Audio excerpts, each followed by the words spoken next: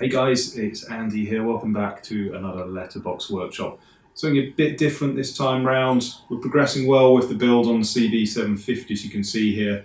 But today we're just going to be doing a quick mini review on this $30 eBay Speedo that I got. And I'll be telling you, is it any good? Should you buy one, or does it suck?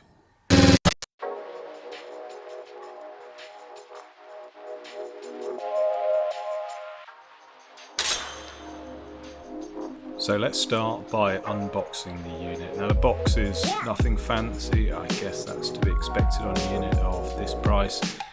First thing you'll find is the Speedo cable. It's a magnetic reader and it also comes with some magnets.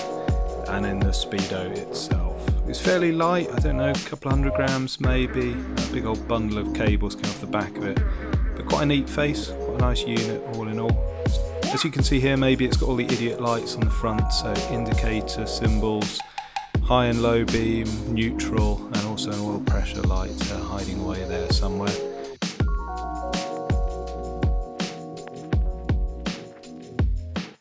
In terms of the size, across the front you're talking 90mm.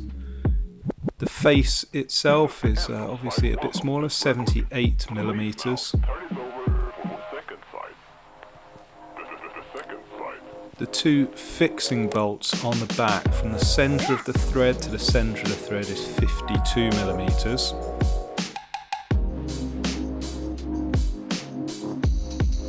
The depth of the case itself is around 56mm. And on the back you've got this block flange where all the cables come out, that's around 10mm deep. So this is the cable for the speedometer. It's a decent length, it's got a connector already fitted ready to go onto the back of your Speedo.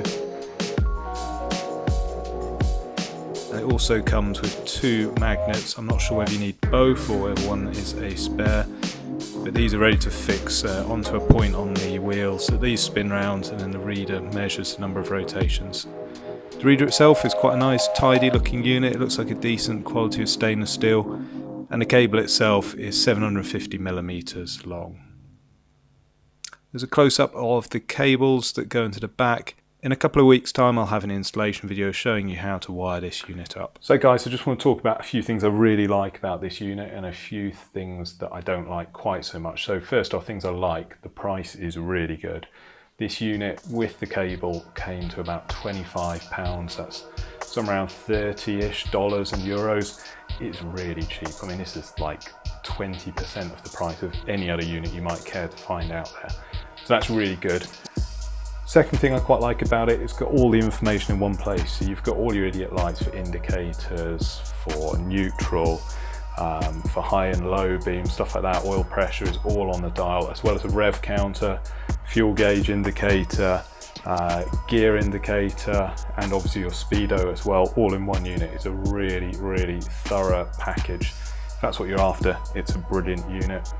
Things I don't like about it quite so much, so looks wise, I'm not overly keen on the face, to be honest. It's a bit late 90s sports bike, but for the price I can live with that. And if I end up hating it, this is a really simple unit just to tear off, put a nice proper retro one on. And number two, the installation guide for this thing is useless, absolutely hopeless.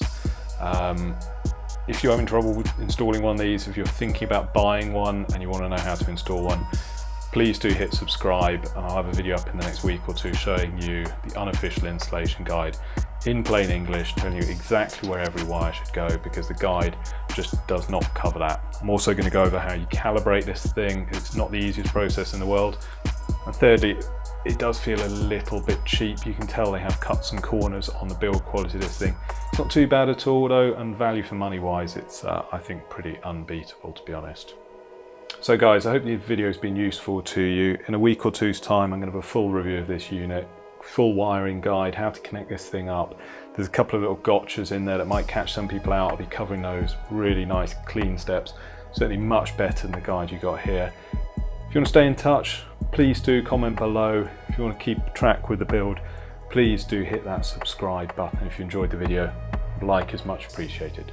Cheers.